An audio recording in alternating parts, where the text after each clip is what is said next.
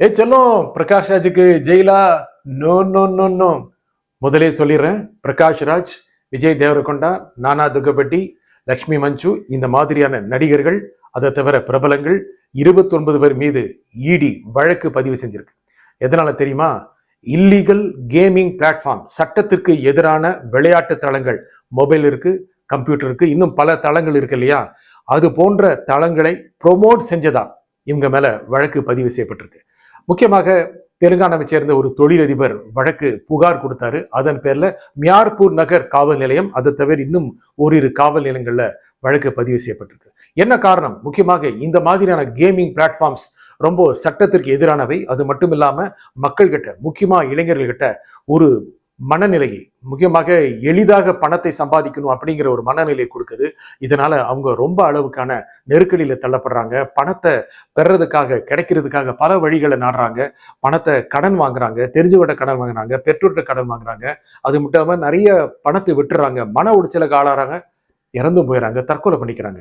இதெல்லாம் தடுக்கணும் அப்படின்னு நிறைய பேர் நினைக்கிறாங்க. பல மாநிலங்கள்ல தடை செய்யப்பட்டிருக்கு. இருந்தாலும் கூட இது இளைஞர்களை பாதிக்குது, இது போன்ற தளங்கள் பாதிக்குது அப்படின்னு நிறைய பேர் நினைக்கிறாங்க.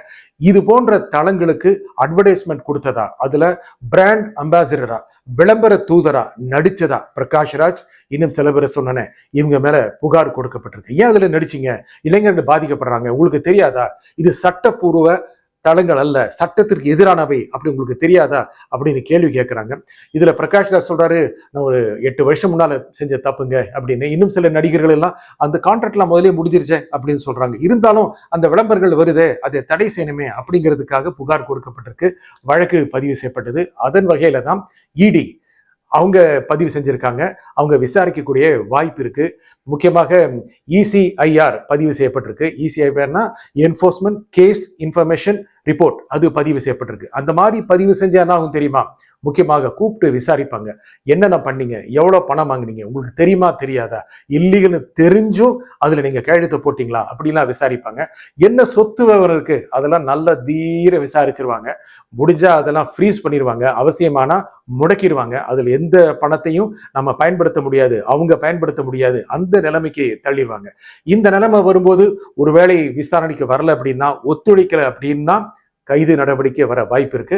அவ்வளவு எளிதெல்லாம் கைது செஞ்சிட மாட்டாங்க. ஏன்னா இது அவ்வளோ பெரிய கேஸ் இல்லை. இடி எத்தனையோ பேர் விசாரிக்குது, நிறைய கேஸுகள் இருக்கு, எல்லாரையுமே கொண்டு போய் ஜெயில போட்டுறாங்க. இதெல்லாம் நடிகர்கள் இதுல இன்வால்வ் ஆயிருக்கிறதுனால மிகப்பெரிய புகழ் பெறுது, மிகப்பெரிய ஒரு பப்ளிசிட்டி கிடைச்சிருக்கு.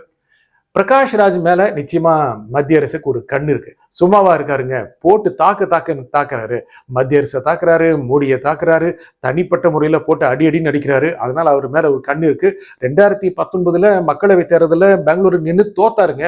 அப்போனா அவர் மேல தனி கவனம் இருக்குல்ல. கர்நாடகால அவர் மேல தனி கவனம் இருக்கு. அவருக்கு ஒரு ஃபாலோயிங் இருக்கு, ஒரு கிளவுட் இருக்கு.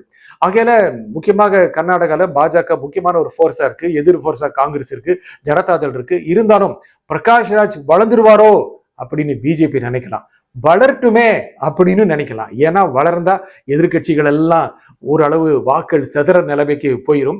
ஒருவேளை பிரகாஷ் ராஜ் ஒரு கட்சி ஆரம்பிச்சு அவருக்கு ஒரு கொடியை வச்சு அவருக்கு பின்னால தொண்டர்கள் திரண்டாங்கன்னு வைங்க, பாஜகவுக்கு எதிராக இருக்கிறவங்களுடைய வாக்கள் பிரிஞ்சா பாஜகவுக்கு லாபம் தானே.